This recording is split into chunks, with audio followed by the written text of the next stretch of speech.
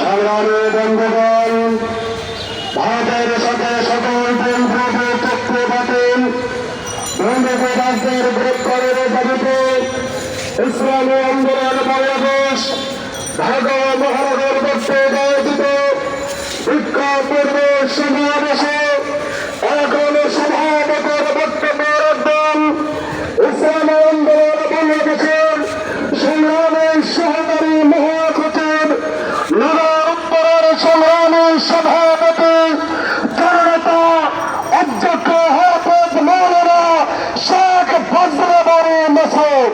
বক্তব্য রাখবেন জননেতা অধ্যক্ষ হাফেজ মৌলানা শেখ ফজলে বারী মাসুদ। আলহামদুলিল্লাহ ওয়াসসালাতু ওয়াসসালামু আলা রাসূলিল্লাহ ওয়া আলা আলিহি ওয়া আসহাবিহি আজমাইন, আম্মা বা'দ।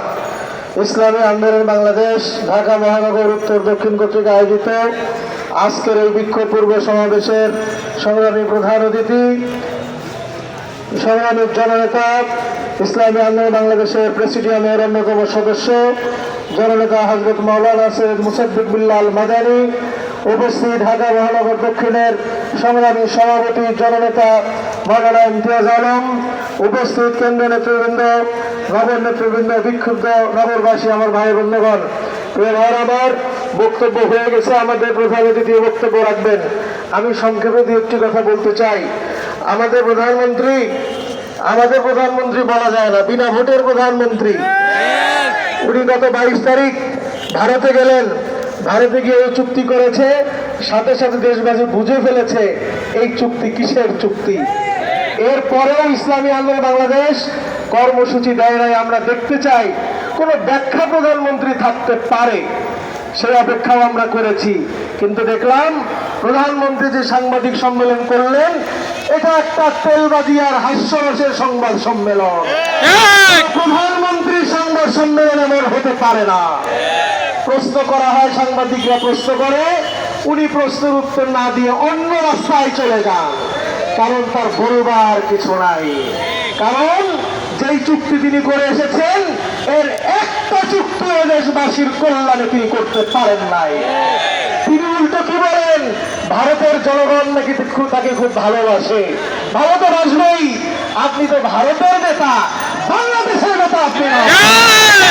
আপনি বলেছেন ভারতের লোক আপনাকে ভালোবাসে, আপনার সুযোগ আছে। আগেও বলেছিলাম, বোরকা পরে একদিন রাস্তায় বাজারে গিয়ে আপনি গোপনে গণমানুষের আপনি রিপোর্ট নেন, তেলবাসদের রিপোর্ট আপনি নিয়েন না। দেখেন মাঝে মাঝে আপনি খোঁজ করে দেখেন, এদেশের কয় % মানুষ আপনাকে ভালোবাসে আর কত লোক আপনাকে দৈনিক ধিক্কার দেয়।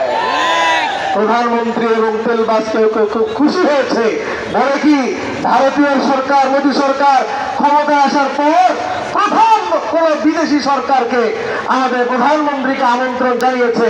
এটা খুব খুশির ব্যাপার। এই সমস্ত কথা বলে দেশবাসীকে ভুলিয়ে রাখা যাবে না। কেন আপনাকে ডাকে আপনি জানেন? এটা মোদী সরকারের সফলতা।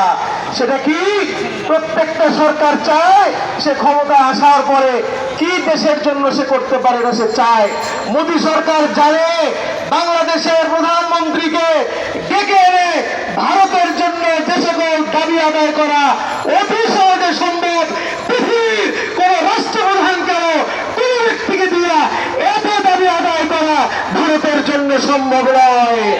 এই জন্যই সর্বপ্রথম আমাদের দালাল এবং আমাদের দলদাস করা হয়, আমাদের প্রধানমন্ত্রীকে ভারতে নিয়ে গিয়েছে। এটা বাংলাদেশের জনগণের জন্য কোনো খুশির সংবাদ হতে পারে না। আপনারা দেখেছেন তিস্তা চুক্তি নিয়ে যা করেছে, আমরা তো বুঝি না আসলে তিস্তা চুক্তি না করার কারণে। এরপরে দেখেন, আপনার রিপোর্টে দেখেছেন গত কয়েকদিন আগে আমাদের অর্থমন্ত্রী সংসদে বলেছে, গত অর্থ বছরে বাংলাদেশ থেকে ভারতীয় নাগরিক বৈধভাবে কেবল 50.6 অর্থাৎ প্রায় 51 মিলিয়ন টাকা বাংলাদেশ থেকে, মিলিয়ন ডলার বাংলাদেশ থেকে ভারতে তারা উপার্জন করে নিয়েছে। অথচ যে চীনের সাথে বাংলাদেশের বেশি সম্পর্ক, চীনের লোকজন বাংলাদেশে কাজকর্ম বেশি করে, সেই চীনে গেছে মাত্র বাংলাদেশ থেকে মাত্র 14 কি 15 মিলিয়ন ডলার। চিন্তা করে দেখেন, যে চীন এত কাজকর্ম করে, বাংলাদেশে বিভিন্ন জায়গায় কাজকর্ম করে, তাদের নাগরিকরা বাংলাদেশ থেকে উপার্জন করে নিল $14 মিলিয়ন। আর ভারতের নাগরিক যাদের আমাদের সাথে কোনো দরকার নাই, কোনো কাজকর্ম দরকার নাই, তাদের চাইতে দেশের নাগরিকরা দক্ষ এবং যোগ্য, এদেশের দক্ষ লোকদেরকে ফিরে রেখে ওই সমস্ত লোকদেরকে এনে বাংলাদেশ থেকে তারা তাদেরকে বৈধভাবেই কেবল দিয়েছে $50 মিলিয়ন। আর অবৈধ পথে যে কত লক্ষ লক্ষ মিলিয়ন ডলার ভারতে পাচার করতেছে তার কোনো সীমাও নাই, সংখ্যা নাই। এভাবে বলতে গেলে একটা একটা করে অনেক দীর্ঘ। এক কথায় বলা যায়, এই সরকার বাংলাদেশের সরকার নয়। আমাদের কুতুবুল আলম সৈয়দ ফজলুল করিম রহমতুল্লাহ আলাইহি বলে গিয়েছেন, আওয়ামী লীগ সরকার হলো ভারতের সরকার, দেশের সরকার সেনা। কাজেই ভারতের কিভাবে উপকার হবে, কোন কাজে উপকার হবে, সেই কাজটুকুই সে করে। শেষ কথাটুকু বলি, আমরা অনেক সময় বুঝি না, কয় হুজুর ভারতে টাকা গেলে সমস্যা কি, তিস্তার ব্যারেজ না হইলে কত কি অসুবিধাটা কি, আমাদের ডলার পাচার হলে সমস্যা কি? প্রিয় ভাইয়ের আমার, এদেশ থেকে ডলার পাচার হলে তিস্তা চুক্তি যদি যথাযথ করা হয়, আমাদের সে এলাকায় চাষ করার জন্য মাটির গর্ভ থেকে ভিতর থেকে পানি উঠাইতে হয়, শেষ খরচ বেড়ে যায়, নানান ধরনের অসুবিধা তৈরি হয়। এ সমস্ত কারণে আমাদের উৎপাদন খরচ যখন বেড়ে যায়, দ্রব্যমূল্য তখন প্রত্যেকটা পথে পথে পয়েন্টে পয়েন্টে বেড়ে যায়। এদেশের মানুষ আজকে আলু কিনতে হয় 60 টাকা 70 টাকা, কাঁচামরিচ কিনতে হয় 200 থেকে 250 টাকা, এরকম দ্রব্যমূল্য যে এত বড় হিউ করে বাড়তেছে। আর অপরদিকে আমাদের জনগণকে চুষে চুষে খাওয়ার জন্য জলটের ব্যবস্থা এই সরকার, হাসিনা সরকার করতেছে। আমরা ধিক্কার জানাই, আমরা নিন্দা জানাই। এই কাজগুলো আপনাকে করতে দিতে আমরা পারি না। আসলে আমরা আগামী দিনে ঈশ্বর চৌধুরীর নেতৃত্বে সকল